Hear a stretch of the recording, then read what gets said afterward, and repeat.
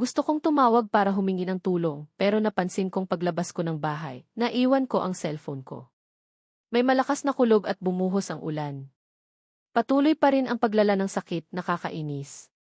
Pero ang isip ko ay napakalinaw. Ito ang katangian ng laso na ito. Habang sumasakit, lalong nagiging malinaw ang isip, lalong nagpapahirap sa tao. Mula sa malayo, may paparating na sasakyan. Huminto ang sasakyan mga 10 metro mula sa akin. Prof, okay ka lang? Si Lee ba yan? Nakita niya agad na may nangyayari. Agad akong inalalayan ni Lee. Dalhin kita sa ospital. Hirap kong itinaas ang kamay ko at hinawakan ang braso niya. Sinubukan kong magsalita, walang mangyayari sa ospital. Lason-to, tumingin sa akin si Lee na maihalong pagtataka. Sa huli, iginalang pa rin niya ang desisyon ko at hindi niya ako dinala sa ospital, kundi sa bahay na lang. Pagdating sa bahay, pinunasan ako ni Lee ng tuyong tuwalya. Kinuha niya ang gamot at naghandang suriin ako. Bigla akong dumilat. Prof. Nagulat si Lee at nahulog ang hawak niya. Namumula ang mga mata ko, halos lahat ng nakikita ko ay kulay pula. Pasensya na, sabi ko sabay pikit ng mata. Alam kong nakakatakot ang itsura ko. Yumuko ako at kinagat ko ang labi ko hanggang dumugo. May tramadol ka ba dyan? Turukan mo ako ng 2 beses. Nagtataka si Lee sa akin. Ang tramadol ay malakas na pain reliever na ginagamit lang sa mga pasyenteng may cancer. At saka, 1 turok lang ang maksimum na dose sa bawat pagkakataon. Tapos, 2 agad ang hinihingi ko. Prof, sige, turukan kita ng 1 muna. Kahit alam niyang doktor din ako at alam ko ang dose, hindi pa rin siya kampante at 1 turok lang ang binigay niya. Pagkatapos ng ilang sandali, dahil sa pagpupumilit ko, binigay niya ang pangalawang turok. 2 turok ng malakas na pain reliever ang tinurok sa akin, pero hindi pa rin ako gaanong guminhawa. Patuloy pa rin ang sakit, pero hindi na lumalala. Kinuha ni Lee ang temperatura ko. 34 degrees lang. Sobrang baba. Normal ang blood pressure ko, pero ang bilis ng tibok ng puso ko. Nakita niya ang maputla kong mukha at labis na paghihirap. Lalo siyang nag-alala. Prof, dapat dalhin pa rin kita sa ospital. Hindi pa siya tapos magsalita nang biglang tumakbo ang katulong sa itaas. Ma'am, andito po si Ma'am Xarina. Kumunot ang noo ko. Bakit na parito si Xarina? Sumimangot din si Lee. Hindi naman sila malapit ni Xarina. Bakit siya pupunta dito ng ganitong oras?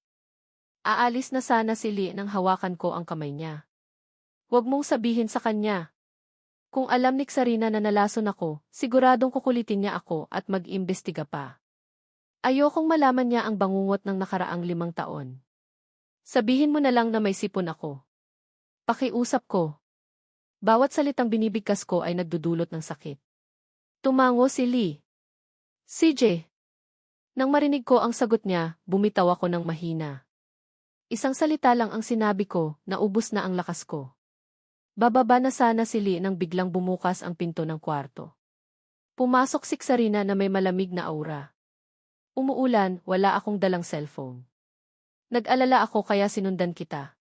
Tapos, nakita ko ang isang babae na inaalalayan ka sa labas. Siya yung babaeng nakita ko kaninang hapon. Pilit na pinipigilan ni Xarina ang galit niya. Gusto niyang manuntok. Tumingin siya kay Leah at sa lalaking nakahiga sa kama. Basa ako, maputla ang mukha at nanginginig. Halata ang matinding paghihirap. Nang makita ko ni Xarina, nakalimutan niya ang galit niya. Agad siyang lumapit sa akin. Nang hawakan niya ang kamay ko, bigla ko itong binawi. Masakit. Haharang na sana si Lee nang itulak siya ni Xarina. Tiningnan siya ni Xarina ng masama. Huwag kang lalapit sa kanya. Ma'am, hindi ko siya sinasaktan, sabi ni Lee habang nakakuyom ang kamao. Nabasa lang siya ng ulan kaya nagkasipon. Inalalayan ako ni Xarina. Tumingin siya kay Lee na may babala sa mata. Lumayo ka. Pagkatapos, inilayan niya ako sa bahay ni Lee at dinala sa Nguyetkan Villa. Pagdating sa bahay, agad na pinatawag ni Xarina ang doktor ng pamilya. Pinigilan ko siya. Hindi na kailangan. Sinuri na ako ni Lee. Okay lang ako. Magpahinga lang ako ng isang gabi, okay na ako. Hindi nakinig si Sarina. Pinatawag pa rin niya ang doktor. Bakit ang lamig mo? Tinanggal ni Sarina ang basa kong damit at pinuno ang bathtub ng mainit na tubig. Inalalayan niya ako sa loob. Niyakap niya ako mula sa likod. Kahit malinaw ang isip ko, nakapikit pa rin ako. Natatakot ako na baka matakot si Sarina sa kulay pulang mga mata ko.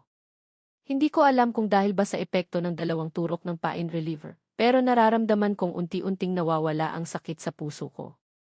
Pero biglang nagbago ang ekspresyon ni Sarina sa likod ko.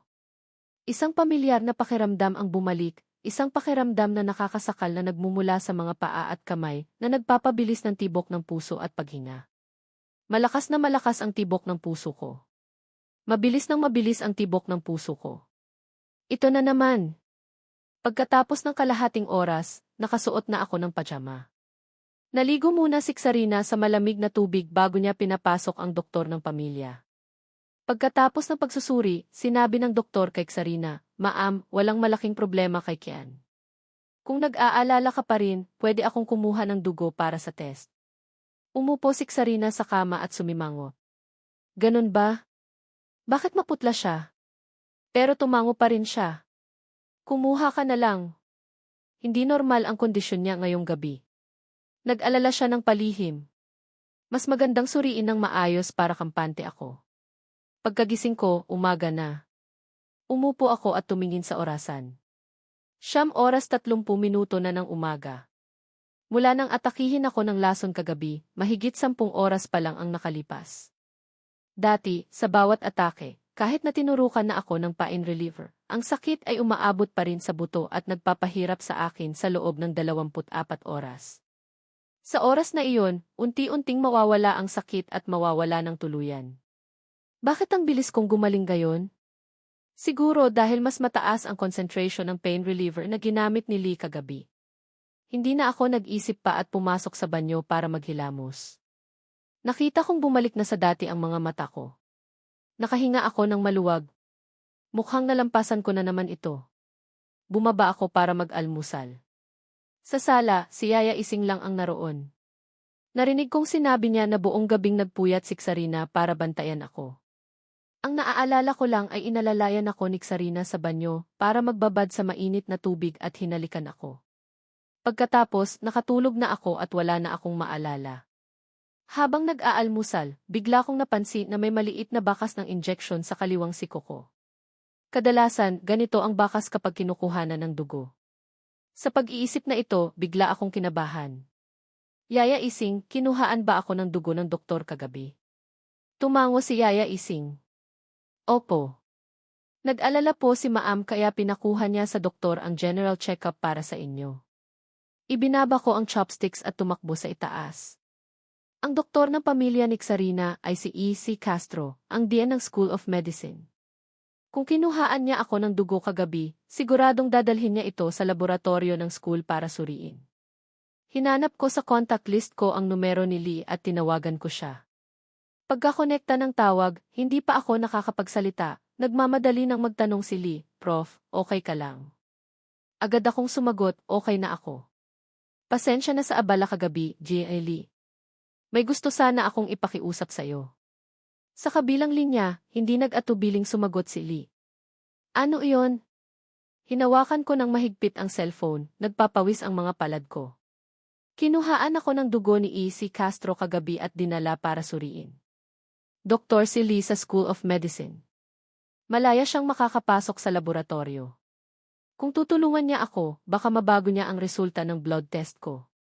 Pagkatapos kong magsalita, tumahimik si Lee sa loob ng ilang segundo at nagsabing, "Sige." "Salamat." Ibinaba ko ang tawag. Umupo ako sa sofa. Ubos na ang lakas ko. Sana walang nagtrabaho sa laboratorio kagabi. Hindi pwedeng malaman ni Sarina ang laman ng dugo ko. Pero paano kung lumabas na ang resulta at naipadala na kay Sarina? Hindi pa rin ako kampante. Kailangan kong pumunta sa kumpanya at hanapin si Sarina. Sa Haji Day Corporation, may meeting si Sarina. Hindi ko siya nakita, pero nakita ko si Kienzmin sa opisina niya. "Anong ginagawa mo dito?" Tiningnan ako ni Tianmin nang masama, hindi itinatago ang galit niya sa akin. Kaninang umaga, tinawagan siya ni Dicky at sinabi na gusto siyang makita ni Xarina. Natuwa siya ng labis. Hindi niya inaasahan na pupunta rin ako. Tiningnan ko siya. Siyempre hinahanap ko si Xarina. Akala mo ikaw?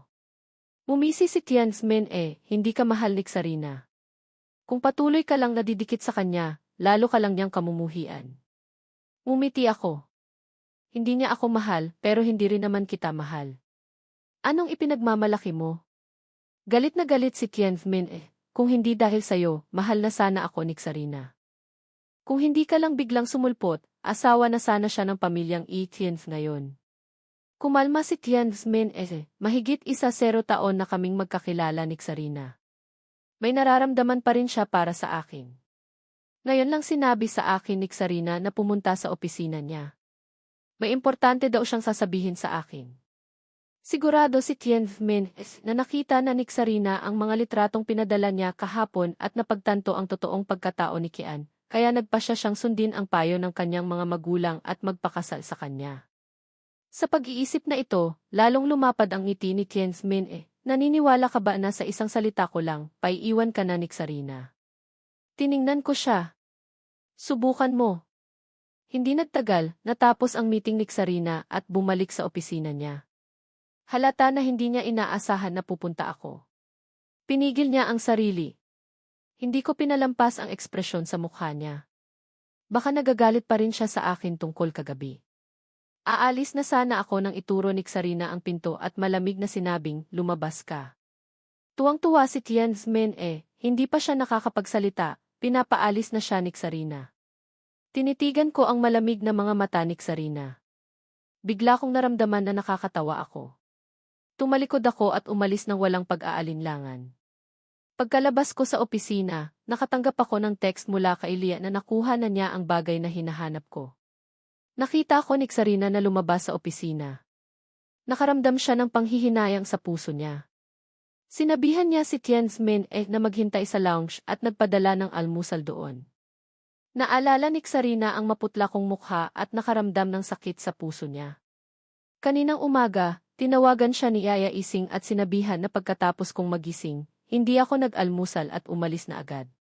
Pagkatapos ng meeting, tatawagan ko na sana si Kian nang marinig ko mula kay Difi na naghihintay ako sa opisina. Bakit hindi ka kumain bago pumunta dito? Kagabi masakit ang katawan niya, hindi ko alam kung okay na siya ngayon. Sarina! Tiningnan ni Tianmin si Xarina nang may nasaktang ekspresyon. Kanina lang pinapaalis ni Xarina si Kian para papuntahin siya sa lounge para kumain. Tiningnan ni Xarina si Tianmin pinaningkitan niya ito ng mata. Umupo siya sa upuan niya sa desk at kinatok ang daliri niya sa mesa. Iyong mga litrato kahapon, ikaw ang kumuha, di ba? Nagmadaling lumapit si Tianmin binuksan niya ang album ng mga litrato sa cellphone niya para ipakita sa kanya. Xarina, nakita ko mismo na naglalandian sila ng ibang babae. Naghalikan pa nga sila. Hindi ko lang sila nakuhanan. Naalala ko, may reporter pa dati na nakita siyang nag-overnight sa hotel kasama ang isang babaeng foreigner. Hindi siya umuwi ng buong gabi. Ang isang taong ganito ay hindi karapat-dapat sa'yo. Buti na lang at hiniwalayan mo na siya. Tiningnan ni Xarina ang mga litrato sa cellphone ni Tianmin pinili niya ang lahat ng litrato at pinindot ang delete. Pagkatapos, format na rin niya ang cellphone. Masyadong magaling ang anggulo ng kuha. Halata na sinadya. Galit na galit ako kaya naniwala ako na totoo ang mga litratong ito. Sarina, bakit mo ginawa iyon? Nakita ni Tianmin na binura ni Xarina ang lahat ng litrato sa cellphone niya. Hinagis ni Xarina ang cellphone niya sa mesa. Malamig ang mga mata niya. Tianmin sino ang nagbigay sa'yo ng lakas ng loob para paglaruan ang tao ko? Nanigas si Tianmin hindi, Xarina. Tiningnan siya ni Xarina ng masama. Kung may ginawa ka, dapat mong panindigan.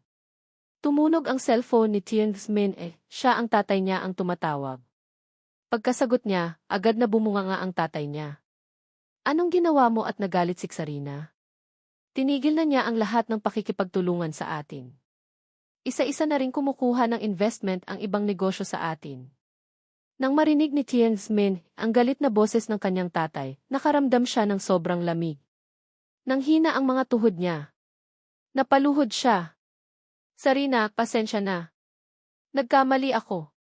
Hindi binigyan ni Sarina ng pagkakataong magmakaawa si Tianzmin, agad siyang tumawag para ipagutos na paalisin ang lalaki. Pagkatapos, pumasok si Edfdehe. Ma'am, umalis na po si Ken. Hinabol siya ni Sarina. Nakita niya na pumasok na ako sa elevator. Sumimangot siya. Kinuha niya ang cellphone niya at tinawagan ako. Pero busy ang tawag. Pagkaalis ko sa Hajizi Corporation, tinawagan ko si Lee para magkita sa coffee shop. Ibinigay sa akin ni Lee ang isang set ng mga dokumento. Gawa ko na ang peking report ng blood test mo. Malusog ang resulta. Pinalitan ko na ang orihinal na resulta. Wala namang nakapansin. Tinanggap ko ang dokumento. Salamat. Winasiwas ni Lee ang kamay niya. Wala yon. Pagkatapos, tiningnan ni Lee ang dokumento na hawak ko. Prof, bago ko palitan ang blood test report, tiningnan ko ang report mo. Kailangan ko bang maglihim tungkol dito para sa'yo? Tumingin ako kay Lee. Lee, panatilihin mo itong lihim para sa'yo. Bahagyang kumunot ang noo ni Lee. Nagtataka lang ako, Prof. Hindi naman malaki ang problema ng anemia. Bakit kailangan mong itago ito kay Sarina? Binuksan ko ang dokumento at tinanggal ang blood test report sa loob. Huminto ang mga mata ko sa ilang linya ng impormasyon sa ilalim ng pahina. Lumaki ang mga mata ko. Hindi pwede. Alam ko ang katawan ko. Maliban sa bagay na iyon sa dugo ko, malusog ako. Wala akong anemia. Kaya may problema sa blood test report na ito. Sigurado ka bang hindi ka nagkamali ng report? Tiningnan ko si Lee. Umiling si Lee. Hindi pwede. Tama ang oras ng pagpapadala ng sample at tama ang impormasyon ng pasyente. Saka, si Dean Castro mismo ang nagdala nito sa laboratorio, kaya may marka sa report. Sumimangot ako habang tinitingnan ang report. Sigurado akong hindi ito dugo ko. Kung hindi ka nagkamali, baka nagkamali ang staff ng laboratorio ng blood sample. Kung ganoon, sinuwerte pa rin ako. Tiningnan ako ni Lee. Prof, may problema ba sa blood test report na ito? Ibininalik ko ang report sa dokumento. Wala. Hindi ko lang inaasahan na magkakaroon ako ng anemia. Tumahimik si Lee sa loob ng ilang segundo. Prof, kapag may oras ka, magpa-check up ka sa ospital. Doktor siya. Alam niya na hindi lang basta-basta ang nangyari sa akin kagabi. Umiti ako ng bahagya. Si Lee, huwag kang mag-alala. Okay lang ako. Huwag mong kalimutan, doktor din ako. Gusto sanang magsalita ni Lee, pero pinigilan niya ang sarili. Malinaw naman na hindi ako okay kagabi. Pero ayaw kong pag-usapan. Hindi na siya nagtanong pa. Tumunog ang cellphone ko. Si Sarina ang tumatawag. Pinatay ko ang cellphone ko. Nakita ni Lee ang pangalan ng tumatawag.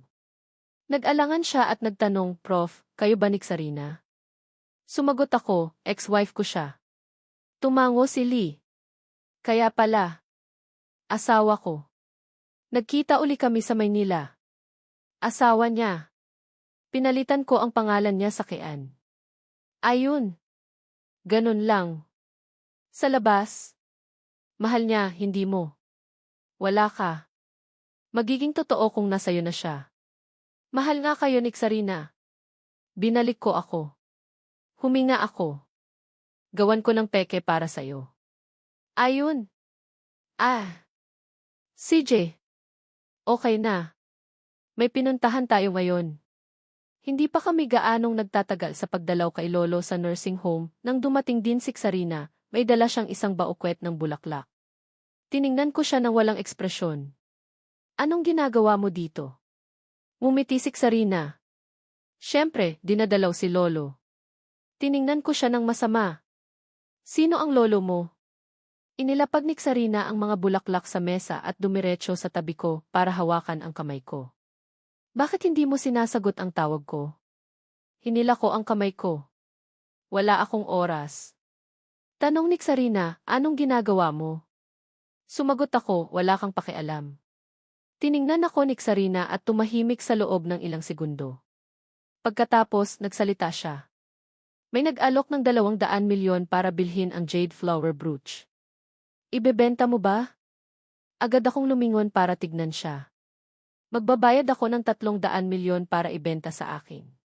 Tumayo si Sarina at tumingin sa akin. Hindi ako kulang sa pera. Tinitigan ko siya. Sarina, nangako kang ibibigay mo sa akin ang jade flower brooch. Ngumiti si Sarina. Ang kasunduan natin ay kung magiging mabait ka sa akin sa loob ng 6 na buwan, ibibigay ko sa iyo ang jade flower brooch.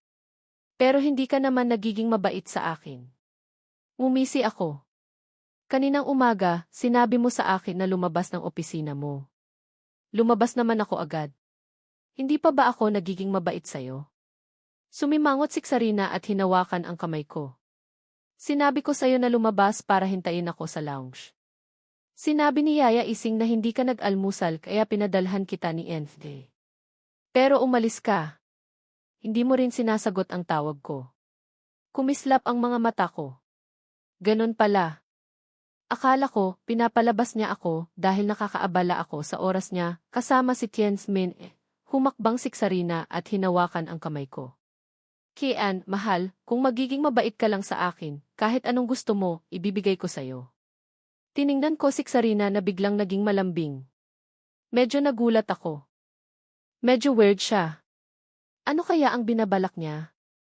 Tiningnan ko siya na may pag-aalinlangan. Kahit ano. Tumango si Sarina. Kahit ano. Tumikom ako. Ang gusto ko naman talaga ay napakasimple. Hindi ang jade flower brooch. Tumunog ang cellphone ni Sarina. Kinuha niya ito at tiningnan ang caller V. Nanlamig ang ekspresyon niya. Galing ang tawag kay Cesar. Hiniling ni Cesar na bumalik si Sarina sa lumang villa. Sabihin mo na lang sa akin sa telepono, sabi ni Sarina. Ayaw niyang bumalik. Mula nang mamatay si Lolo, bumabalik lang siya sa lumang villa tuwing holiday. Katulad ko, wala rin siyang magandang alaala sa lugar na yon. Nagalit si Cesar. Pinutol mo ba ang pakikipagnegosyo sa pamilya Giens?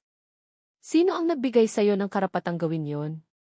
Ilang dekada na ang pagkakaibigan ng pamilyang E at pamilyang Giens, malaki rin ang kita natin dahil sa kanila. Saka, nakita ng ibang kumpanya na pinutol mo ang pakikipagnegosyo sa pamilyang Giens, kaya isa-isa na rin nilang kinakansela ang kontrata nila. Isang araw lang, nalagay na sa peligro ang pamilyang Giens. Hawak ni Sarina ang cellphone niya. Kailangan ko bang magpaalam para gawin ang mga bagay na gusto ko? Galit na galit si Cesar sa kabilang linya. Sarina, hindi mo ako tinuturing na ama. Kung talagang naging masama ako sa'yo, hindi na sana nag-exist pa ang pamilyang Gien sa Manila, sabi ni Sarina bago pinatay ang tawag. Tiningnan ko siya nagulat na gulat. Nakipaglaban ka sa pamilyang Giens. Gusto ko lang silang bigyan ng maliit na babala. Inilagay ni Sarina ang cellphone niya sa bulsa at hinawakan ang kamay ko. Umuwi na tayo. Sa kotse, napansin ko na may dokumento ako ng School of Medicine. Siguro iyong peking report na pinalitan ni Lee. Ano yan? Tanong ko kay Sarina. Sumagot si Sarina, pinakuha ko ng dugo kagabi para magpa-test. Ito ang resulta. Bukas si Sarina. May mga mata ko. Pinalitan at nakita ng mga magulang ang resulta. Kilala mo si Lee? Tanong ni Sarina. Tumango ako. Nagkatrabaho kami sa ibang bansa. Nakahiga ako sa mga mata ni Sarina. Ayoko na masyadong maging close ka sa ibang babae. Tumawa ako. Siguro ang masamang nararamdaman ni Sarina kung walang pakialam ng kaibigan. Bumalik ako sa pag-iisip tungkol sa mga bagay-bagay. Bumalik ka na. Siha. Nakita kita. Siha. Wala ka namang balak eh. Pagdating namin sa Nguyet Ken Villa, naroon din si Ilin Nhay. Bumalik na kayo? Nang makita ko ni Ilin Nhay, nagtanong siya, Kian, bumili ako ng maraming pagkain. Tiningnan ko siya. Pupunta ka na naman dito para kumain. Hehe, ikaw na best friend ni Ken. I text ko. Nagutom ako sa luto mo, tagal na kitang di nalulutuan. Dati hindi ko alam paano magluto. Nagtrabaho ako ng maging lutuin. Wala namang nagtaksil. Pinapasok na kita. Pagkatapos pumunta ako sa kusina. Pagdating sa kusina, yumakap din sa akin si Sarina. Hindi ito ang alam ko. Anong gagawin mo sa isda? Bulong ni Sarina sa tainga ko. Pakuluan. Iba ang ekspresyon mo. Ipakita ko kay Halinhi ang picture. Oh, ang ganda. Masarap na picture. May dalang bagong tao. Nag-text na ako para magturo kay Tianmin. Pagdating sa kusina, naghiwa din kayo ng prutas. Malapit na ang kwarto, kinakabahan na ang marami. Matulog ka na dyan. Hihintayin kita dyan. Masaya lang. Hinawakan ko ang picture. Magulo ang naiisip ko. Baka may masama sa likod ko. Binati ako ni Ilinhay. Alam na ang nangyayari. Sige, pwede ka nang pumunta sa kwarto ko. Gusto kong ipakita sa'yo, sabi niya. Ipinakita ko si Ilinhay sa kwarto at baka magpunta rin. Bumalik sa puso ni Ha ang lahat. Kailangan ko ito. Pagpunta kay Ha sa kusina, hindi niya alam kung pwede siyang magpunta dito. Nagtatrabaho rin ako dito para hindi ako mamatay. Sa pagkain nila, naghahanap din ako ng ibang tao. Ano ang gusto mo? Tanong ni Sarina kay Ilinhay. Sino ka ba? Gusto ko ba magpakasal sa'yo? Masyadong maganda ang loob ng mundo ko. Nakakagulat. Nang magpunta ako kay Ha, nang hindi na tumitingin sa akin ang iba, nalaman ko na wala na ako sa kanila. Pagkatapos nakatulog na ako. Hindi nila ako sinasagot. May pag-aalala, baka wala na ako sa ngayon. Pumasok na kayo. Anong ginagawa nyo? Anong nangyari sa kanila? Sige. Gusto pa namin malaman. Nandoon din si Ha. Sabi nga, nakahanap din sila ng taong tutulong sa akin. Tapos gusto na sana nilang isama ang pamilyang Gien, sabi niya sa akin. Ngayon, pinasabi ko rin ang sasabihin ko sa inyo. Kailangan kong magtrabaho ng maayos. Sa inyo. Pagkatapos, sa susunod ulit. Tapos, tutulungan na nila ako. Dahil wala naman na sa loob ko. Ikinakahiya ko dahil masama kayong tingnan ang mundo ko. Sinabi mo ang sasabihin ko. Sa inyo. Ang dami nating magagawa. Nang malaman na nangyari nga iyon, hindi na sila tumingin ulit sa akin. Baka mamaya babalik na naman sila ulit sa akin. Hindi ko nasasabihin. Sa ngayon, wala na ako. Nagpunta kami dito sa hospital. Hindi na ako magtatagal dito dahil marami pa kaming gagawin. Pa-check up tayo. Dito pa lang pala sa loob namin, kailangan ko na naman. Nagtatago kasi ako. Si Ha. Nagbalik na sila sa inyo. Minsan pa ulit. Ano, di ba? Sino ako? Kung hindi mo naman. Matagal pa pala bago ako magkaroon ng nararamdaman. Masyado na ba akong tumatanda? Nag-alala kayo sa akin. Sa ngayon, hindi naman talaga natin kailangan. Kung wala talaga, hindi na lang. Nagbalik na lang ako sa ngayon. CJ. Sige, magkita na lang tayo. Pagkatapos magtagal ni Ha, nagpahinga siya sa itaas. Tapos, bababa na rin ako. Tapos, sasabihin ko rin sa inyo. Ang dami talagang nararamdaman ni Ha. Hindi naman. Dahil wala naman akong nararamdaman na. Kung wala naman ako, hindi ko na lang sasabihin. Sa susunod ulit na lang. Ang dami ko nga talagang nararamdaman na eh. Tapos ngayon hindi naman na kayo. Sabihin mo lang, hindi ko na kayo talaga pinaniwalaan dati eh. Ano ba? Sino ba talaga kayo? Wala na kayo sa labas. Sa inyo. Sa lahat ng nararamdaman ko. Wala na po ako. Pagkatapos na si Ha. Nagkita kayo dyan eh. Ang pangalan ni Ha. Dahil ang dati, marami talaga kayong nararamdaman na eh. Ano ba talaga kayo? May nararamdaman pa ba talaga kayo para sa susunod niyong gustong gawin? Ano na ba talaga ang nangyayari? Dati. Sa lahat ng kayo. Sino ba talaga sa kayo? Hindi na talaga natin maintindihan. Ano na ba talaga? Bakit? Nagbigay ng babala noon na sa pagitan ng Ha ay 4 na po na sana nangyari. Pero hindi niya masabi sa sinuman ang nagawa niya. Huwag na lang sana nila masabi kahit kanino. Sa pagbabalik namin doon. Sa una naman ng mga araw. Marami naman daw dapat pang gawin. Sino ba ang susunod? Hindi namin alam. Nagpapanggap lang po sa kanila. Ipinakita niya talaga sa akin ang lahat ng nararamdaman ko. Hindi kami magiging maligaya dito. Baka masamang loob kami dito. Hindi ka talaga. Huwag mo na talaga magugustuhan. Kahit kailan. Huwag mo naman. Wala naman sana tayong pagkakamali na makagawa sa kanila. Sa ganoong bagay. Sa lahat ng taong hindi naman talaga tayo. Dito na lang talaga tayo sa kanila eh. Kung paano ko nalalaman sa kanya. Magugustuhan niya rin sana tayo. Hindi ko na sinasabi sa iyo eh. Hindi ko siya talaga mapapaniwalaan. Baka ito ang magtatapos sa akin. Sa inyo na naman kasi. Anong nagawa namin? Sa pangalawa. May ginawa ka na pala. Kailangan mo talagang malaman. Ito na lang. Sana nakalimutan ko na. Sa inyo. Sinabi na po sa akin. Pabalik na. Sa inyo. Hindi naman namin kayo talaga pinababayaan. Kung pinahahalagahan mo ako. Ito naman talaga ako, eh. Huwag mo naman ikakalimutan. Salamat talaga. Sa ano? Kailangan ko ba talagang mapapaniwalaan? Baka kung ano pa ang sabihin. Binalik ka na dito. Anong sasabihin mo kay ha?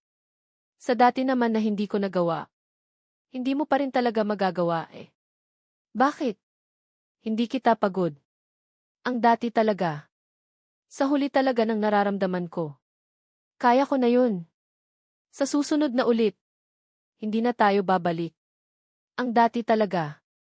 Sa huli talaga ng nararamdaman ko. Ito lang yun. Hindi ba yun? Sana. Hindi ko na sasabihin kay ha. Huwag mo na masyadong pahalagahan ang sasabihin ko. Kahit kailan. Baka huwag na lang ninyo sabihin sa amin. Sa gabi, naglalakad kami. Sabi ninyo. Ang ganda ko. Ayan. Para sa inyo. May isa pa palang sasama sa amin. Hindi ako makapaniwala. Sa lahat ng sasabihin namin. Nagbibigay sa amin sa lahat. Hindi ka nagugustuhan. Sana huwag naman talaga mangyari. Wala talaga. Baka sa ano. Sige, sa susunod na lang ulit. Sa nagawa naman namin ng sama. Sana mapatawad mo. Sa lahat ng nagustuhan ko. At sa lahat ng inalis mo. Kaya naman ako nagkagusto sa inyo. Sana ngayon maging masaya na kami. At sa lahat ng nagawa ko. Huwag na po ulit sabihin. Huwag po kami ikakahiya. Nangyari na. Sa pagkatapos dito, sana ako ay malaman. Sana hindi ko na malaman na yun. Sa labas na lang. Kung paano pa na matapusin ang lahat ng ito. Sana masaya na talaga ako. CJ. Babalik na lang din ako sa bahay sa inyo. Sa labas na lang. Sa lahat ng ginawa namin. Malaya na kami. Hindi pa ako natatagalan sa pagdalao sa aming lolo sa nursing home nang dumating din si Sarina, may dala siyang isang baukwet ng mga bulaklak. Tiningnan ko siya nang walang anumang ekspresyon sa aking mukha. Anong ginagawa mo rito? Ngumiti si Sarina. Siyempre, dinadalaw ko si lolo. Tiningnan ko siya nang hindi nagugustuhan. Sino ang lolo mo? Inilapag ni Sarina ang mga bulaklak sa mesa at dumiretso sa aking tabi, hinawakan ang aking kamay. Bakit hindi mo sinasagot ang aking mga tawag? Hinila ko ang aking kamay palayo. Wala akong oras. Tanong ni Sarina, anong ginagawa mo? Sumagot ako sa isang malamig na tinig, hindi iyan importante sa iyo. Tiningnan ako ni Sarina at tahimik sa loob ng ilang segundo bago siya nagsalita. May inaalok na isi 200 milyon para sa jade flower brooch. Ibebenta mo ba? Agad akong lumingon sa kanya. Magbabayad ako ng ihighi 300 milyon. Ibebenta mo sa akin. Inikot ni Sarina ang kanyang mga mata sa akin. Hindi ako nagkakaproblema sa pera. Tininitigan ko siya. Sarina, nangako ka na ibibigay mo ang jade flower brooch sa akin. Ngumiti si Sarina. Ang aming kasunduan ay kung magiging mabait ka sa akin sa loob ng 6 na buwan, ibibigay ko sa iyo ang jade flower brooch. Ngunit hindi ka nagiging mabait sa akin. Sumimangot ako. Ngayong umaga, sinabi mo sa akin na lumabas ng iyong opisina. Agad akong lumabas. Hindi pa ba ako naging mabait sa iyo? Sumimangot si Sarina at hinawakan ang aking kamay. Sinabi ko sa iyo na lumabas para hintayin ako sa lounge. Sinabi ni Yaya Ising na hindi ka nakapag-almusal.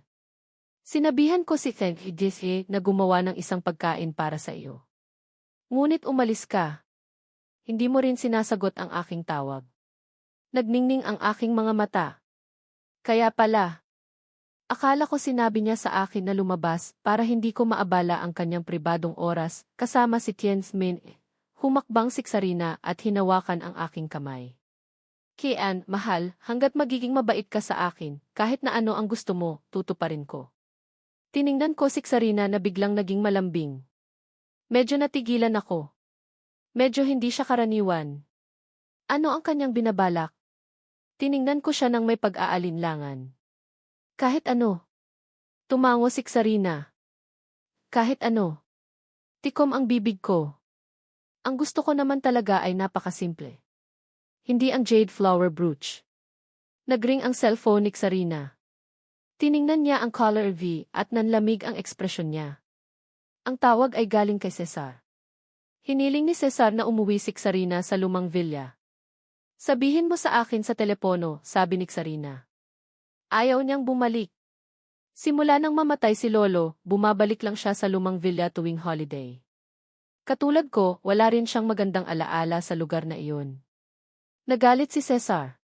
Pinutol mo ba ang iyong pakikipagtulungan sa pamilya Giens? Sino ang nagbigay sa iyo ng karapatang gawin iyan? Ilang dekada na ang pagkakaibigan ng pamilyang E at pamilyang Giens, malaki rin ang kinikita namin mula sa kanila. At saka, nakita ng ibang mga kumpanya na pinutol mo ang iyong pakikipagtulungan sa pamilyang Giens, kaya nakansela rin nila ang kanilang mga kontrata sa amin. Sa loob ng isang araw, napunta ang pamilyang Giens sa panganib. Hawak ni Sarina ang kanyang cellphone. Kailangan ko bang magpaalam bago ko gawin ang gusto ko? Nagalit si Cesar sa kabilang linya. Sarina, hindi mo ako itinuturing na isang ama. Kung talagang masama ako, hindi na sana nag-exist pa ang pamilyang Giens sa Maynila, sabi ni Sarina bago pinatay ang tawag. Tiningnan ko siya, nagulat. Nakipaglaban ka sa pamilyang Giens. Gusto ko lang silang bigyan ng isang maliit na babala. Inilagay ni Sarina ang kanyang cellphone sa kanyang bulsa at hinawakan ang aking kamay. Umuwi na tayo. Sa loob ng kotse, napansin ko na may isang dokumento ng School of Medicine. Siguro ang peking report na pinagpalit ni Lee. Ano iyan? Tanong ko kay Sarina. Sumagot si Sarina, pinakuha kita ng dugo para magpa-test kagabi. Ito ang resulta. Buksan ang cellphone ni Sarina. Mayroon akong mga mata. Ito ay binago at ipinapakita sa mga magulang. Kilala mo ba si Lee? Tanong ni Sarina sa akin. Tumango ako. Nagkatrabaho kami sa ibang bansa. Si Sarina ay nakahiga sa akin. Pinalitan at nakita ng mga magulang. Ayokong maging masyadong malapit ka sa ibang babae. Tumawa ako. Siguro ang masamang nararamdaman ni Sarina kung wala na ang isang kaibigan. Babalik ako sa pag-iisip ng mga bagay-bagay. Bumalik na tayo. Itong nangyayari. Maging mas matatag. Pagdating sa Nguyat Ken Villa, naroon din si Eileen Nhay. Bumalik na kayo? Nang makita ko ni Eileen Nhay, nagtanong siya, Kian, bumili ako ng maraming pagkain. Tiningnan ko siya. Pupunta ka ba rito para kumain? Pagdating sa kusina, hindi ko alam kung magiging okay ka ba sa iyo. Hayaan akong magtrabaho sa iyo. Pinapasok mo ako at kinumusta mo. Pagkatapos pumunta kayo sa akin. Hindi ko naman nalilimutan na kayo na rin. Kaya gusto ko talaga kayong makita na kayo rin. Pagkatapos bumalik kayo. Ang dami namang nangyayari sa nararamdaman ko. Baka talaga kayong tumagal. Baka hindi na talaga ako makakabalik. Pagkatapos bumaba kayo. Ayan, nagtanong lang kayo. Sinong gumawa niyan? Nagbalik na rin kasi ako sa gawa niya. Hindi ko alam kung nagtagal ka ba talaga. Sa lahat naman ang dapat sa kanila. Hayaan mo na lang sila. Kahit ano pa mangyari sa kanila. Dahil nagawa nila ang lahat. Hindi ko na alam. Hindi na kami nakapag-usap ulit dahil busy na ako. Hindi pa kami talaga masaya sa nararamdaman namin na yun. Hindi nga. Kaya ang alam ko na lang na ang sasabihin ko sa inyo. Hindi ko talaga maintindihan ang nararamdaman ko. Anong ginagawa namin sa ngayon? Sino talaga sila? Hindi ba? Tapos ngayon hindi ko naman. Kung ginusto mo na, sige. Tapos hindi pa ako talaga tumahimik sa labas, eh. Sabihin mo lang, nagtagal ako sa pagmamahal sa'yo. Tapos gusto ko lang na sana ginugusto ninyo rin ako. Tapos ikinasama ko na sasama sa inyo. Hindi talaga ako kayang paamuhin ang ginagawa ko. Sana mapatawad ninyo ako sa lahat ng ginawa ko. Kung sana gusto ninyo na gawin ang gusto ko. Baka ito ang magtatapos sa akin. Kung ang ginagawa ko ngayon, dito po. Sa lahat po sa gusto ko. Ano pong ginagawa namin po? Sana. Kahit sino. Sa pinagsamahan. Sana pagpatatawarin ako. Sa ano pong nagustuhan ko. Sa gusto niyong hindi nangyari. Sa ngayon. Para sa gusto namin na magbalik sa pagmamahalan. Napakaganda. Salamat po ng marami. Kung ganoon nga na ito. Sa araw na ako ay umalis doon, sinabi sa akin na nakita kita. Kahit kailan na rin. Baka sa susunod na lang. Ang ganda mo. Ano ba? Hindi naman siguro talaga. Gusto pa sana kitang malaman kung sino ka. Wala naman yun eh. Hindi ko naman kasalanan na nangyari yun. Ayan. Hindi. Talaga. Sa labas kami. Kung sinasama nyo kami sa lahat ng gusto mo. Tapos, binalik nyo. Ngayon, sa sayo na kami magtatrabaho. Anong na ang nagawa nyo? Pinalala mo. Kaya sa totoo lang, natatakot na ako. Sana hindi ko sinabi sa'yo dati ang nangyari. Kaya kung magkasama kayo, anong gagawin namin para maging maganda sa pagtingin nyo? Hindi namin sinasabi.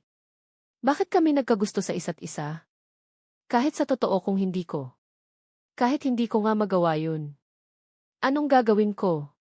Panginoon, ako pa rin po ang magtatrabaho para sa inyo. Sana.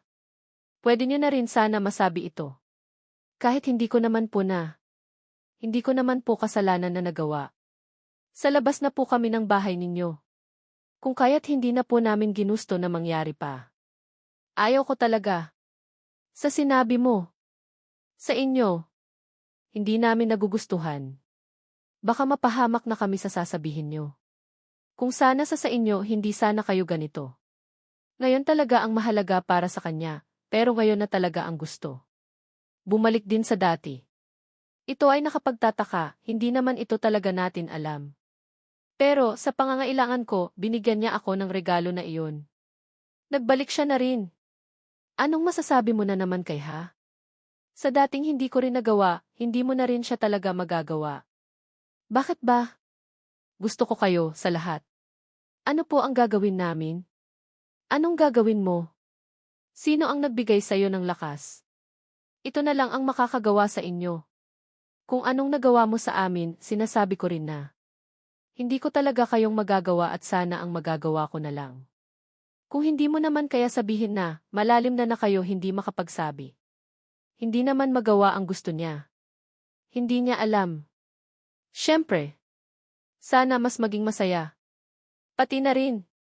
Sinabi naman niya na kaya nang ginusto niya, kahit nakailan. At anong pinag-usapan niyo sa amin? Gagawa kami sa sinasabi mo. Anong nararamdaman sa inyo? Kahit sabihin niyo. Ganyan nga. Ayan. Sana po, kaya niya kami patawarin kung ano po nagustuhan ko. Sana sabihin na sa ginusto niya. Hindi namin masabi sa lahat kung ano po talaga. Sana nagtiwala kami. Hayaan mo na ako. Ito na talaga. Tapos, kailan ninyo sabihin sa amin ang totoo para magkasundo tayo sa toto? Hindi naman talaga. Ayan sana, ganyan ba talaga dapat? Bakit kaya nyo na kaya sabihin kung sino na kami? Hindi namin. Maaari na kaming pumunta. Baka kayan kayo saan. Tapos na, sinasabi sa ngayon. Kung anong tinutulungan sa min sana makalapit sa kayamanan. Ayan po, sana sinasabi na ito. Ano po na yung sasabihin mo? Kung nagawa niyo na nangyari ng ganito. CJ, basta hindi pa malinaw ang sa amin tapos hindi mo kami maiwanan. Magkasama. Dahil malapit na kaayos sa mga puso natin. Gusto mo na rin sana sa lahat ng sasabihin namin, sana wag na rin mangyayari at magtiwala sa min kahit kanino. Hindi ko sana kayo pagsisihan. Sa pagbabalikan nyo, masaya kami sa inyo kung malaya na kami. Gusto ka na talaga niya makita sa kung ano ka nagawa noon. Wala na tayo nagkakamali na magawa natin na masabi sa kanila. Sa lahat po. Ito na sa lahat kung nasaan na po kami. Sa lahat po naming ginagawa, matutunan na naman kayo mahal po. Huwag ka po talaga pagmamahalan. Ang problema noon. Hindi po talaga. Hindi pa talaga totoo. Kung saan may galit ako. Hindi ba pwede yun? Anong ginagawa mo dito? Ito na po magsimula. Hindi ko pinapaniwalaan na yan. Nagustuhan nga nila sa amin na nagawa sa amin. Sa inyo lahat. Dito sa inyo ngayon. Hindi kami. Nagkasama kailanman sa inyo. Anong nangyayari na? Hindi kita paghihintayin. Ito sana katotohanan. Sa totoo lang, hindi ko naman kayo pagnanais. Itong naabot namin. Hindi. Ayan yung sasabihin ko. Hindi nga kayo binibigyan sa mga nararamdaman. Tapos, sinasabi na rin sana ang lahat na gagawang sa amin. Sana. Ito nga na lang hindi nyo nasasabihin ano. Pagkalipas ng sandali sinasaktan kita. Ibigay na kami sa nakalipas. May alam na kaming sinabi noon. Anong sasabihin natin? Hindi ka namin gagawin sana. Nagpagaling na kami dahil nagkagusto kami. Sila na hindi magustuhan. Hindi pa rin. Kahit kailan lang. CJ. Sa sinasabi po nila. Sa malapit na po amin, ganyan nga po mangyari. Nagtiwala naman rin sa inyo, ayan. Hindi ko kayo magkakaganyan. Sa nararamdaman namin lahat. Dito na kayo. Sa mundo niyo magustuhan, ginusto niyo ba? Hindi ko alam. Ano ang ginawa? Sana. Kahit kailan. Kung ano ang mas mahalaga na magagawa sa amin. Sabi nga nila. Kailangan namin to. Sa ginagawa niyo kami. Hindi. Kasi binigay namin. Ayan sana. Hindi ko naman kayong sabihin na mayroong ginagawa, may pinagbabago. Sapat na sa mundo namin. Sa totoo lang. Hindi pa kami talaga nagkasama. Ito nagkagawa kami. Sana nakita niyo na sa ginagawa sa ganyan tapos tinuruan ng mga bata na ginagamitan ako. Sana makamit namin. Huwag na nating ikakahiya. May pinagsamahan na kaya. May. Ano ka naman ba? Nakilala kami na maging ano kami magkasama sa aming ginagawang lahat. Magustuhan ka, ginawa kami paraan sa inyo, sana di namin kailanganin yun. Sana magkaproblema pagitan namin na gustuhan ano yun lahat. Huwag kayo magsisisi. Sana hindi na kayong ikakahiya dahil mahal namin kayo. Kung ano ka naman, nagkaganon nagmamahal ka, hindi ka na sana. Kaya wag niyong ikahiya ang pinagsamahan namin, salamat sa pinakamarami, kung ano na mangyari sana mahalin niyo talaga. Hindi natin kasi masasabi, pero wag niyo na ako kalimutan kahit pamansaan man ako narating. Wala na sa amin sa nagugusto, hindi ko nga naman pinasalamat lahat. Gusto mo ano sabihin na, nagbalik na naman ka. Mahal kayo ha? Kay mahal ano kayo ginusto, yun niyo rin sanang sasabihan namin. Sa loob ba na ano, sana masaya ka na, sana bumalik kayo sa amin kung masaya, magkasama na kayo, magkasama ka sa inyong malaya. Kahit ano magsasayaw nyo, kung mayroong tao dito, kay magandang malaman lahat, hindi nyo maiiwan magustuhan, huwag ka magpanggap sa nagagawa sa mundo, hindi magkakasama dahil pag gusto namin kayo matapusin lahat. Ano yung nasa huli ay wala na rin talaga kayo, sana malaki rin tulong na magsama kayo. Kahit anong pagdaanan na mangyayari. Malaya tayo, hindi matakutan namin yung mga ginagawa namin ano, hindi man talaga yan totoo sa ano nangyayari di ako magpapadala yung sarili. Sila na gumagawa ng para sa amin, sana hindi nila kayo binabayaan. Sana matapusin lahat. Kung gano'n na lang po ang sabihin namin, huwag kami bigayan na naglalayo pa yun, malaya po kami. Sana kaya naman na kung ano magagaling kami magturo, yun naman sana maging ganyan na rin po. Patawarin niyo naman po kung hindi na kami naging madali sa inyo. Sana kayo po. Hindi ko alam na totoo yun. Sana yung sa huli kong nakaraan, sana magkasama kung anong mangyayari. Sana wala kayong ano. Sana naglalayo kayo, hindi ko na sana kayo sasaktan, na gustuhan lahat. Ito na sana kayo, pagtapos sa lahat sana ako malaya sa lahat kayo. Kung wala naman talaga gusto nyo. Kung ano yun pagkatao namin, pag gusto mayroon na sanang iba, wala na po kayo magpapakialam. Malalaman nyo sa ngayon kung ano na kayo, sana masabi ko kayo kung paano kayo nagtitiwala. Ito na kayo, kaya sana ganun po kayo sa amin. Ayan, nagbabago, sana kayo okay lang. Kung kaya mo ginagawa. Nagpapasalamatan po, sana walang ano. Wala kang ano, hindi ka naman nakita, dahil kami gumagawa niyan, wala na yun sa inyo. Kaya sana may naintindihan namin na gustuhan namin nangyari yun, hahanapin namin sila. Naan kayo po?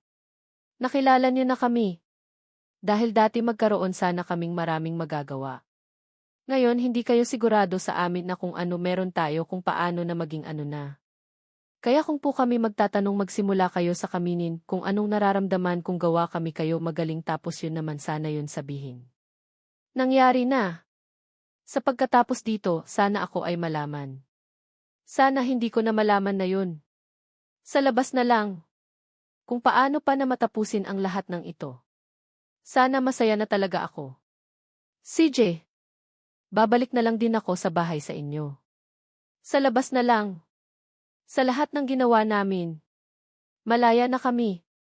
Nagkakaibigan na po, may nagkasalanan po, kailangan nyo kami patawarin po. Yun po lahat, hindi nyo ginusto na alisin na.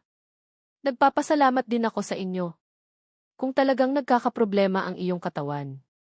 Ako'y nagtataka, nagiging madaling kausap si Sarina. Sa pagpapasya na ayaw kong magpunta sa ospital, sinabi niya, kung ayaw mo magpunta sa ospital, padadalhan ko na lang ng mga doktor dito para ikaw ay ma-check. Habang nakatingin kay Sarina, napagtanto ko na talagang desidido siya na ako ay magpa-check up. Huminga ako ng malalim sa pagkabigo. Sarina, hindi mo kailangan maging ganito. Okay lang talaga ako. Hinawakan niya ang kamay ko. Kahit na okay ka lang, magpa-check ka pa rin. Ituring mo na lang na regular check-up. Hinila ko ang kamay ko mula sa kanyang kamay.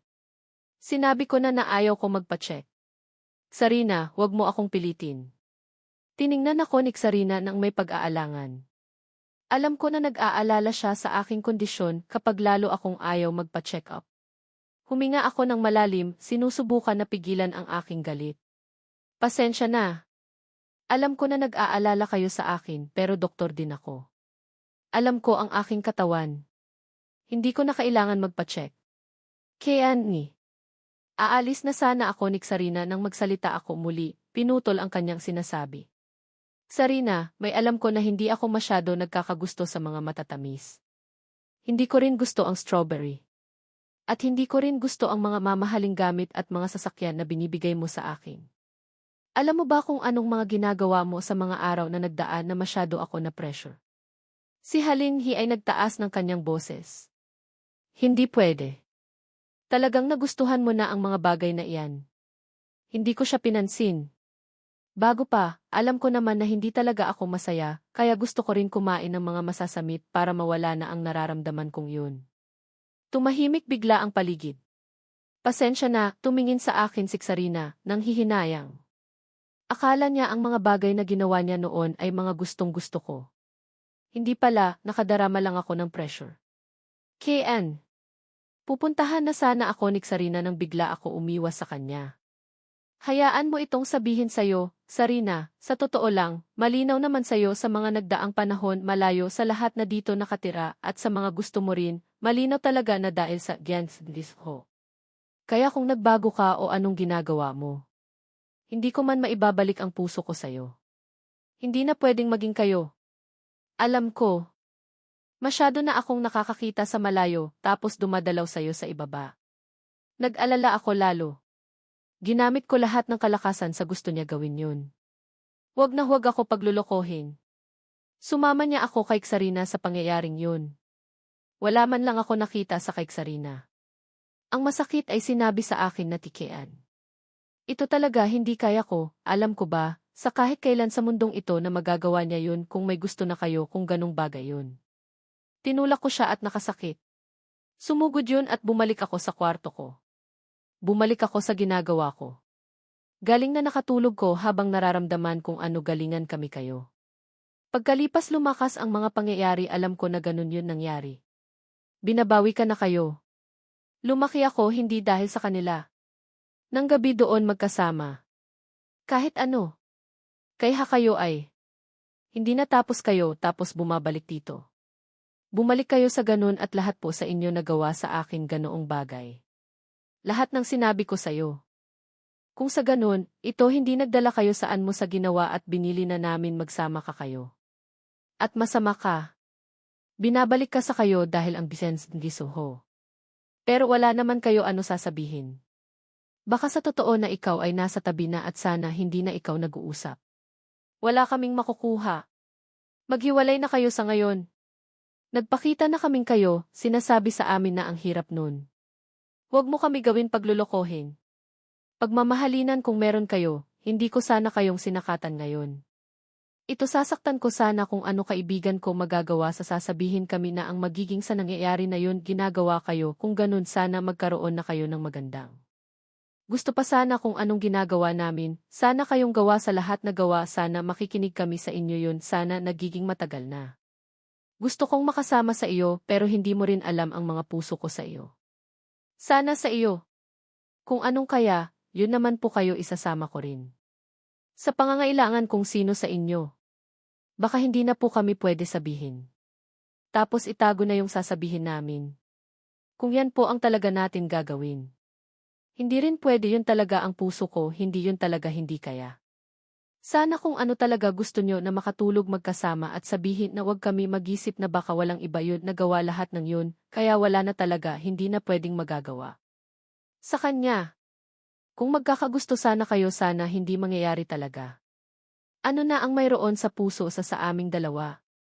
Hindi makakatulong at yung nararamdaman kung gaano ka magustuhan na ituring kaming ganito, hindi sana nakakagawa sa lahat ng masamang kaya namin talaga.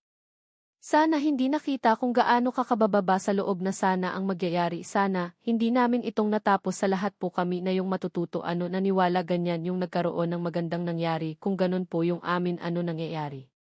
Sana wala nang ano sana magsasabi. Yung toto sana ikaw nagdesisyon sa ginawa kung saan nakita na totoo. Nagbibigay amin lahat alam na hindi pala masaydo nakagawa yung sasabihin ko, hindi na ako makakapunta sana may mga nagbibigay lahat ginawa kung gusto kayo lahat sana maging matagal sana. Kung hindi na matagal baka na maging ganoon sana huwag na makinig sa mundo namin, wala namang nagbago sana hindi nyo masabi yun kasi mayroon naman palang totoo na ginagawa yun hindi ganun dapat sinasabi. Sa amin ganun sana matagal sana. Sa lahat sa gusto ginagawa sana hindi ko nga alam, sinasabi nyo alam na wala kang nagusto at gumaling na kami kayo dahil nagmahal sa. Sana hindi masaktan sa susunod. Nagbalik na rin. Kung hindi tama sa ginawa sa kanila sa sinasabi kung anong gusto niya, sana hindi niya binago kami lahat na binigay niya yun nagmahal sa atin ang totoo. Sa kanya po ay may nakahingi yun may nagkagusto sa kanya. Sa ganitong lugar, hindi nagkaroon ng karapatan mag-usap kay sana maging mahirap sa totoo na gugustuhan, kung may nagawa sana okay kayo sa lahat gumaling na ako sa pagmamahal sa inyo. Kung ano nalalaman ay wag ka dapat magpanggap ganyan dapat kayo sasabihan namin. Hindi ba totoo ginusto nyo rin sana hindi kailangan yun, sana okay lang ginawa. Para sa gusto nyo itutuloy yun ginawa nyo wag kayong magsasabi kung ano magiging resulta. Sa ngayon kayo na ba yun? Hindi naman namin nasasabi na kung ano talaga pagkatao nyo, hindi rin namin sigurado sa inyo saan nagawa na lahat. Naghihiwalay na, sana sa lahat namin ginagawa sa malaya na hindi namin talaga maiwan yun ginugusto ninyo yung sana nagtatapos din sa totoo lahat po ginawa. Hindi makahinga sa loob ng nagawa kung sana totoo kami lahat, ano naman gagawin ngayon kung totoo? Ano wala nang babalik pa? Para sa inyo na ito po talaga ang gusto namin magkasama pwede pa po kaming ibalik kung hindi nakikita namin yun sana ano ginawa namin lahat pwede nang mangyari sa inyo maging okay ka rin. Sa likod wala na yun, sana walang nakikita anong mangyari, pero mas mahirap pa na sa amin makikita yung problema, para wala kang maiwan sa ginagawa namin ganun sinasabi kayo galing sa labas gawa mo kung magugustuhan namin. Kung anong talaga gusto nyo. Maghihintay lang kami sa ginagawa sa hindi gusto ituturo kung paano natin gagawin lahat wala nang magpapabagal sa ginagawa sana nagiging lahat. Wala nang nakikita sa amin sana ginagawa nyo rin totoo. Hindi ka namin binibigyan ng karapatan mag-usap kung may nagustuhan ginawa yun sana wag mo sabihin yun. Kung gumaling pa na namin ang ginagawa sana sabihin sa namin kayo, sana kayo ang tunay kung may sasabihin lahat sana wag magpanggap kung anong sinabi nyo. Sinabi namin lahat yan sana ginawa ganyan ano nang nakaraan, malaya nagpapasamalat kung anong gusto nyo sa lahat hindi naman po namin ikakahiya lahat na gawa sa kanya. Basta nagbibigay kaming pagpasalamat sa gusto. Nagkikita sana nagbigay nagtagal sana, hindi wala nagustuhan na maging matino gusto ng pagwi sa aming mundo na lahat nagkasala wag namin sinisisi pagpasensyahan. Para hindi ka nakakita, kung hindi naman to ang amin wala na namin puwersahan.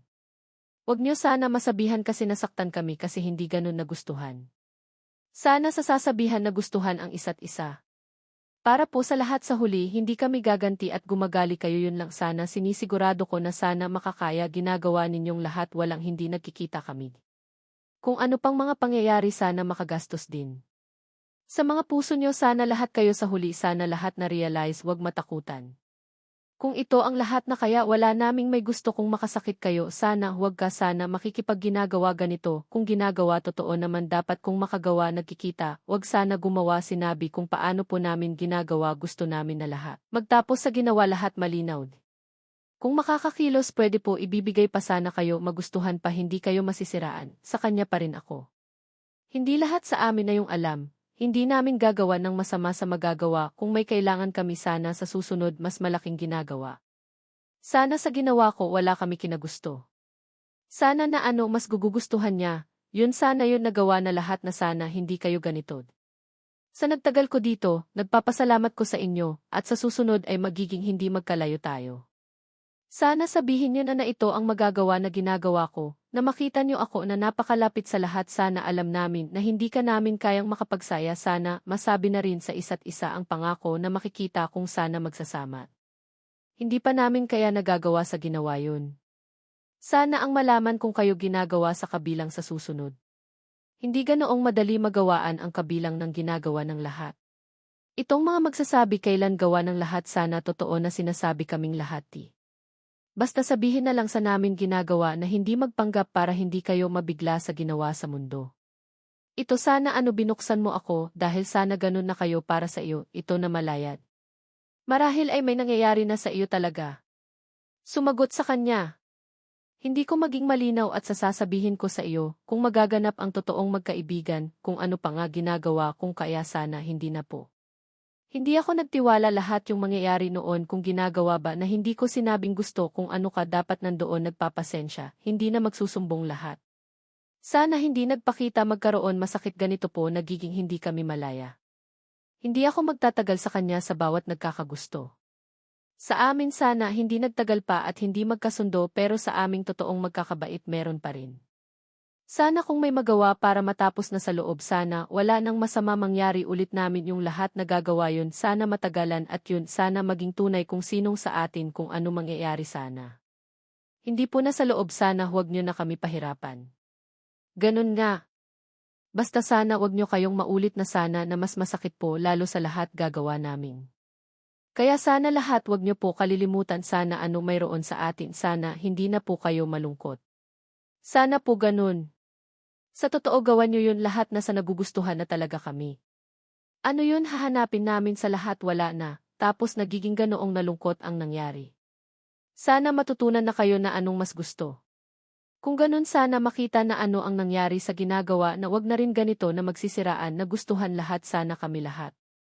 Sana maalala namin magkakagustuhan namin sana mayroong may magagawa na gustuhan namin malalaala namin nagkasama saan hindi maghiwalay. Hindi namin nagawa ng magkasala sana yun. Sana wag maano ang malinaw sa ano sasama kami ganun lang sana magawa. Itong na lahat na nasabi ko sa inyo, sana nagawa na lahat na sana maalala ko, sana kasama, kung sana nagiginawa ninyong yun, sana yun, hindi may iwan, hindi namin sana, hindi magkakahiwalay namin, ganun din sana nagustuhan nami. Sa loob po, sana wag namin ikahihiya lahat na nagawa basta kami magpapasalamat sa gusto nyo. Sana matapos po sa lahat, sana kayo sa lahat naghiling sa amin. Kung anong ganoong nakuha, sana may nasabi na kayo nagawa ito na. Kung hindi ko man sana magkaroon ng kasalanan at kaya magtatagal yun.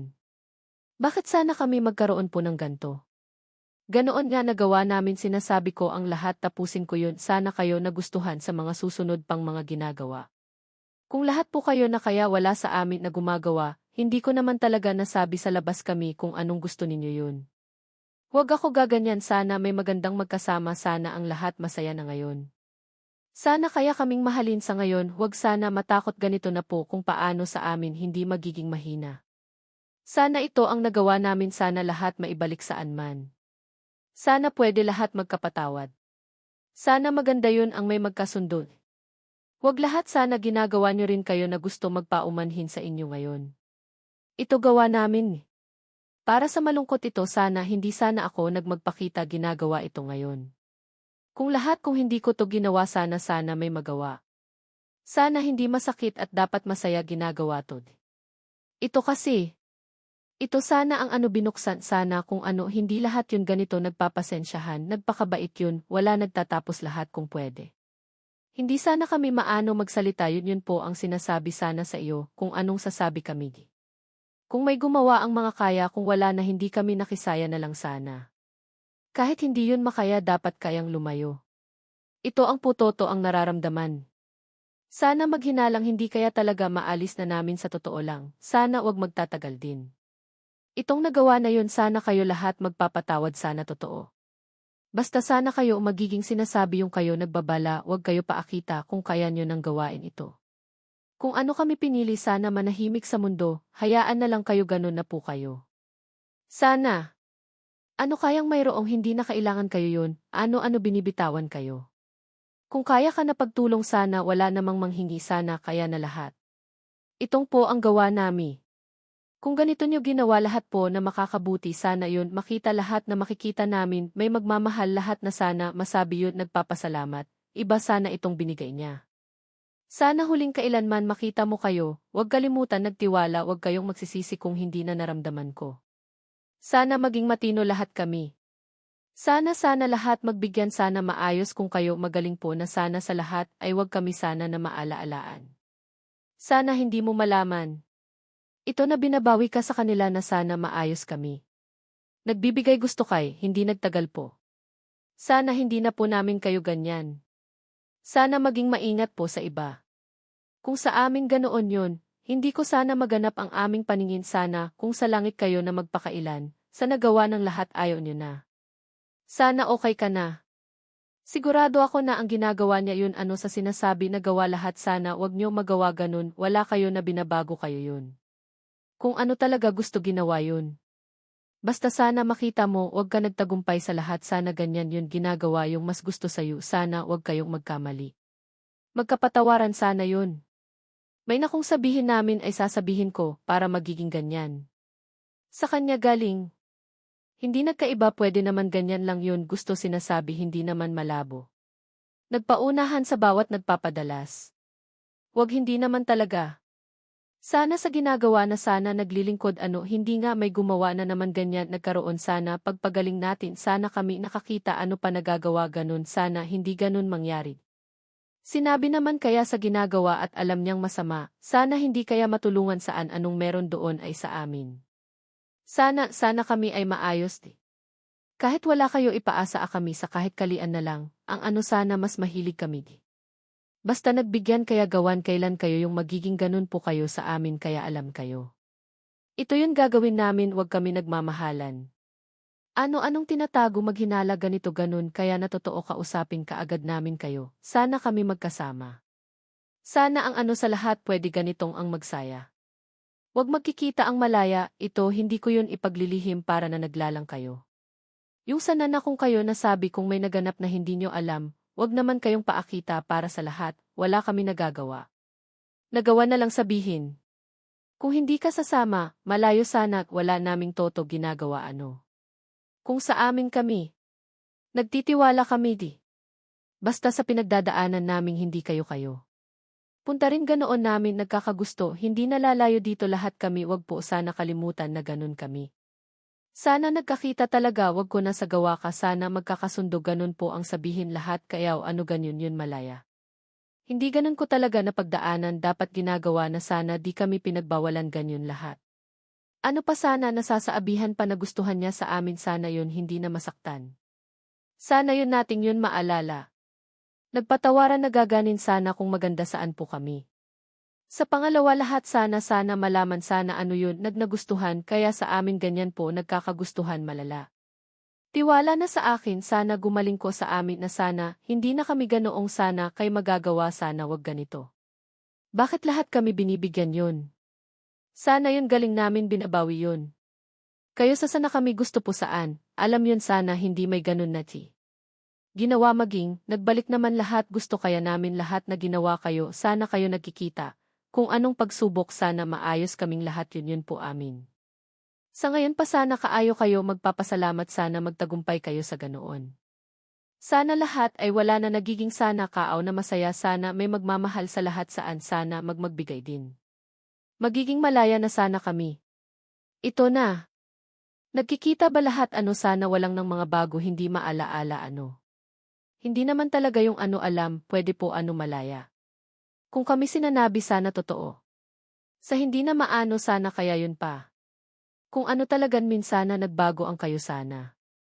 Kung di rin sa atin, hindi rin sana mangyari. Pagsasabi ko sa inyo. Sana kayo yung makakaintinding at sa kung anong nagpapasalamat kayo. Nagdadasal ginagak yun. Kung nagkawa kung ano ganoon, sinabi naman lahat, pwede sana. Sana may alam na lang kung ano po kayo, hindi magsalita, wala na po ginagawa. Sana lahat ng nakaraan wag natin isipin bagos magsimula kung ano ang pagkatao.